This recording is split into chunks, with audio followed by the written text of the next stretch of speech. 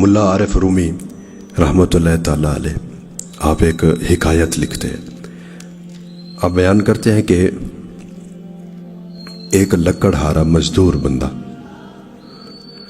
اس کی جنگل کے بادشاہ کے ساتھ مطلب شیر کے ساتھ دوستی ہو گئی۔ بھائی شیر ہے، جنگل کا بادشاہ ہے، بادشاہ کے ساتھ دوستی ہوئی تو سارے معاملات ہی اس لکڑہارے کے حق میں ہو گئے۔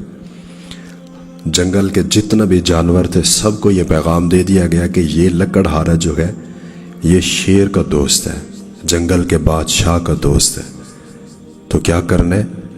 اس کا خیال کرنا ہے، اس کا کام میں ہاتھ بٹانا ہے، لکڑیاں جمع کر کے دینی ہے، اور خبردار کوئی بھی جنگلی جانور میرے اس دوست کو کسی قسم کی بھی تکلیف یا پریشانی نہیں دے گا۔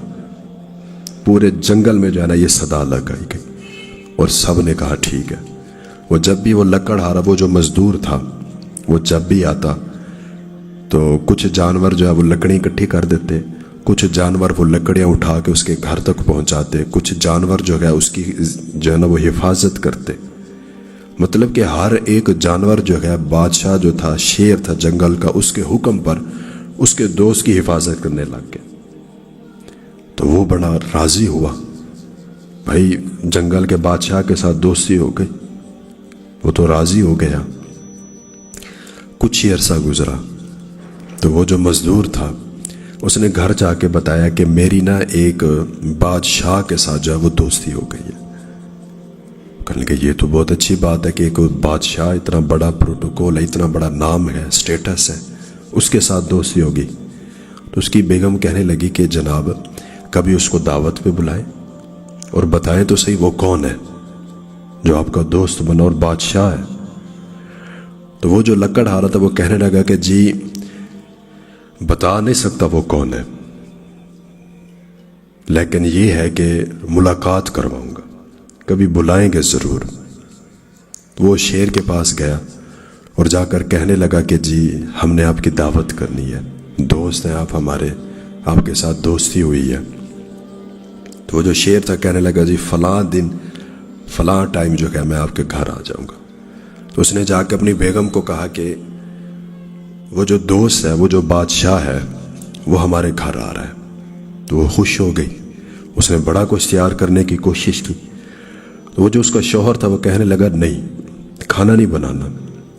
3-4 بکرے ذبح کیے اور ان کا گوشت بنا کے رکھ دیا۔ صاف ظاہر ہے شیر آ رہا تھا، جنگلی جانور تھا۔ تو اس کی بیگم نے کہا کہ جی وہ کب آئیں گے اور ہیں کون؟ کہنے لگا نہیں، خود دیکھنا کہ وہ کون ہے، میں نہیں بتاؤں گا، اس کے لیے کچھ بنانا نہیں، کہ جب وہ آئے گا تب بنائیں گے، پہلے نہیں۔ کہنے لگے ٹھیک ہے جی۔ تو جب دیکھا نا کہ گھر میں ایک شیر داخل ہوا تو اس کی بیوی جو تھی وہ بڑی حیران ہو گئی، کہنے لگی آپ کی دوست ایک شیر کے ساتھ ہے؟ مجھے تو آیا تھا کہ کوئی بڑا بادشاہ ہوگا، کوئی بڑا پروٹوکول ہوگا، بڑا سٹیٹس ہوگا جو آئے گا یہاں پہ، لیکن یہ تو جنگل کا شیر ہے۔ اور مجھے افسوس ہے کہ آپ کی دوستیاں جانوروں کے ساتھ ہے، کتے بلے اس طرح کی چیزوں کے ساتھ دوستیاں لگا رکھی آپ نے، مجھے تو حیف ہے آپ کی سوچ پہ۔ تو وہ جو شیر تھا نا اس نے وہ بات سن لی۔ اب یہ جو حکایت ہے یہ ہمیں سمجھانے کے لیے، اب یہ نہیں کہ شیر بولتا ہے، اب یہ بھی نہیں ہے کہ شیر انسان کے ساتھ دوستی کرتا ہے۔ ہاں مانوس ہو جاتا ہے، جانور ہے، اس کو جتنا مرضی آپ اپنے پاس رکھیں گے وہ آپ کا کہنا مانے گا، آپ کی عادت ڈال لے گا، لیکن یہ لکھ لیں کہ جو جنگلی جانور ہے، جو درندہ ہے، وہ اپنی صفت سے خالی نہیں ہو سکتا۔ اس کا کام ہے، جانور کا کام ہے گوشت کھانا، چاہے وہ انسان کا ہو یا کسی بھی چیز کا ہو، وہ کھاتا ہے۔ تو یہ لازم نہیں ہے کہ انسان اگر کسی شیر کو یا کسی بھی چیز کو اپنے ساتھ پالے، اپنے پاس رکھے تو اس کو نقصان نہیں دے گی، یہ نہیں۔ کوئی وقت ایسا آ سکتا ہے کہ وہ اس کو نقصان دے سکتا ہے، تو وہ بھی ایک حکایت ہے۔ تو شیر نے جب یہ بات سنی نا بغیر کچھ کھائے وہاں سے چلا گیا، ناراض ہو گیا۔ تو وہ جو مزدور تھا لکڑہارا تھا وہ پریشان ہو گیا کہ بھئی اب شیر نے سن لی بات، اب تو میرا سارا کام خراب ہو گیا۔ تو لکڑہارا جو مزدور تھا وہ جب جنگل میں گیا تو شیر کو ملنے گیا، تو شیر نے کہا بھئی دیکھ، تیرے ساتھ دوستی کی، اچھا وقت گزرا، مجھے ملنے نہ آنا تم، باقی جنگل میں سب جانور تیرا خیال بھی کریں گے، تیرا کام بھی کریں گے، لکڑیاں بھی تیرے لیے تلاش کریں گے، سب کچھ کریں گے، لیکن میرے سے ملاقات نہ کرنا۔ خاموش ہو گیا۔ اس نے کہا کہ اگر تو میری بات نہیں مانے گا تو میں شیر ہوں، میں تجھے نقصان بھی دے سکتا ہوں۔ وہ چپ ہو گیا، خاموش ہو گیا اور چلا گیا۔ 6 مہینے، 8 مہینے، سال، 2 سال بعد اس مزدور کی، اس لکڑ ہارے کی جو ہے وہ شیر کے ساتھ ملاقات ہوئی۔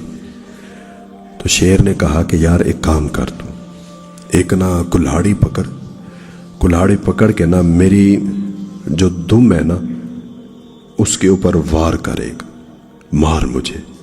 تو کہنے لگا نہیں میں نہیں کر سکتا۔ تو وہ جو شیر تھا وہ کہنے لگا اگر تو نہیں کرے گا تو میں زبردستی کروا لوں گا، کروا تو میں نے لینا ہے، لیکن بہتر یہ ہوگا تو میری بات مان جا۔ وہ کہنے لگا ٹھیک ہے۔ اس نے کلہاڑی پکڑی اور اس شیر کی دم پہ جو ہے نا ایک ضرب لگائی، اور پھر اس شیر نے کہا اب دوبارہ مجھے نظر نہ آنا تو۔ پھر 6 مہینے، سال گزرے، 2 سال گزرے، پھر ملاقات ہو گئی۔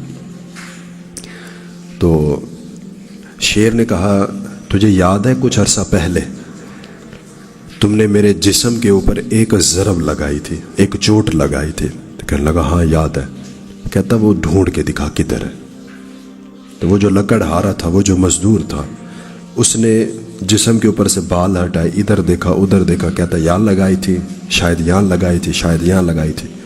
وہ نشان، وہ زخم مٹ گیا، نظر ہی نہیں آیا۔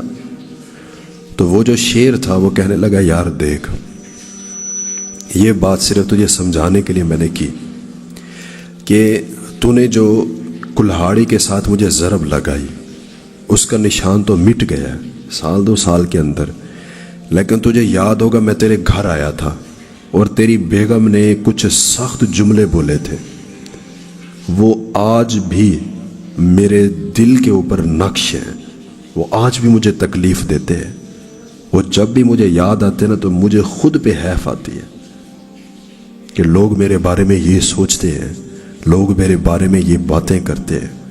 بے عین ہی اسی طرح اگر ہم کسی کو کوئی بات کرتے ہیں نا، اگر کسی کو ہم نے چوٹ لگائی، کسی کو ہم نے کوئی زخم دیا، مار دیا، اس کا درد، اس کا نشان، وہ زخم وقت گزرنے کے ساتھ وہ مٹ جاتا ہے، ختم ہو جاتا ہے، لیکن جو زبان کے ضرب ہوتی ہے، جو زبان کی چوٹ ہوتی ہے، جو زبان کے دیے ہوئے زخم ہوتے ہیں، وہ ساری زندگی نہیں کہیں جاتے۔